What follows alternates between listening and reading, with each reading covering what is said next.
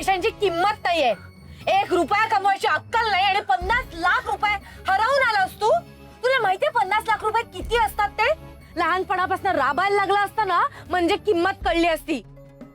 पण नाही, तुम्ही जन्माला आलात तेव्हाच चांदीचा चमचा घेऊन आलात ना, म्हणून हे सगळं होतंय. माझा ऐक. अगं मी खूप जबाबदारीने ते पैसे घेऊन गेलो होतो, पण कुणालाही बाहेर जाऊन विचार, दिवस रात्र कष्ट केले ना तरी 500 रुपये सुद्धा जमत नाहीत रे. 90% लोकांसाठी 50 लाख रुपये म्हणजे स्वप्न असतं, स्वप्न. आयुष्यभर त्यांनी कष्ट केले ना तरी 50 लाख रुपये जमत नाहीत त्यांच्याकडे, आणि तू ते हरवून आलास.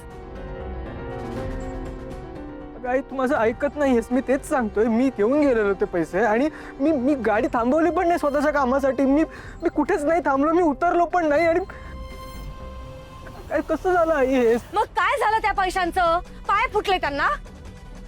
आई खरंच माझी चूक नाहीये याच्यात. चूक नाहीये? तुझं बरोबर आहे, यात तुझी चूक नाहीच आहे, यात चूक माझी आहे. मीच तुझ्यावर विश्वास ठेवायला नको होतं. मी तुला आदित्याच्या जागी बघत होते. मला वाटलं होतं की तू आदित्याची जागा घेशील, पण नाही. आता मला कळलं की तू कधीही आदित्याची जागा घेऊ शकत नाही. आणि प्रीतम, मी तुझा भूतकाळ विसरलेला नाहीये. मला खरं सांग, तू हे सगळे पैसे तुझ्या मित्रांवर उडवून नाही ना आलास?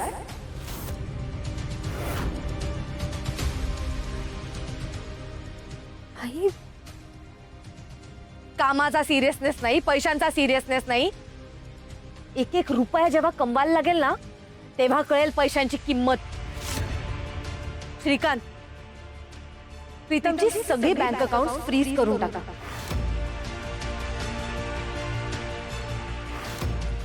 त्याला त्याच्या अकाउंट मधनं 1 रुपया सुद्धा काढता नाही आला पाहिजे. आणि मी एवढ्या वेळेस थांबणार नाहीये. आता मला हे सगळे पैसे परत हवेत. 1-1 रुपया परत हवाय. ते पैसे तू कसे आणणार आहेस मला माहिती नाही.